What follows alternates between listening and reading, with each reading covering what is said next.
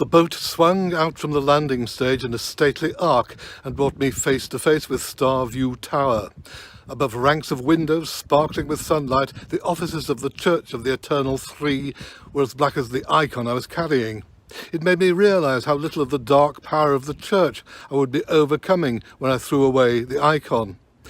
I made myself wait until the ferry sailed into the middle of the river, and then I flung the icon with all my strength across the water.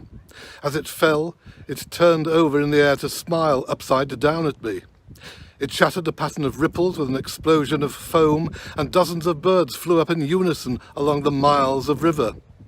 The icon sank onto the surface, but only just, and I felt as though it had paralyzed time. Was it about to wriggle into life and swim back to me? Until my chest began to throb, I was unaware of holding my breath. All at once the coiled black shape began to sink. I could have imagined it had changed whatever it might have for a mind, but it was dismayingly hard to be certain, because the further the icon descended, the more it appeared to expand.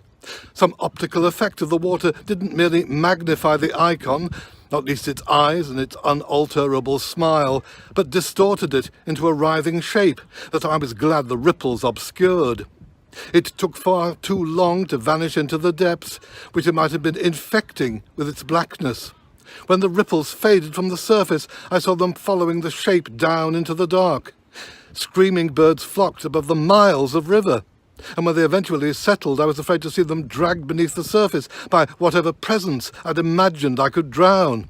They stayed afloat while the ferry swung towards the terminal, renewing my view of Starview Tower across the water. I could have fancied its reflection was reaching for me like a stubby snake with a swollen head. Certainly the reflection looked more immediate than its neighbours, unnaturally so. The impression faded, perhaps as the angle of the sunlight changed, but didn't leave my mind.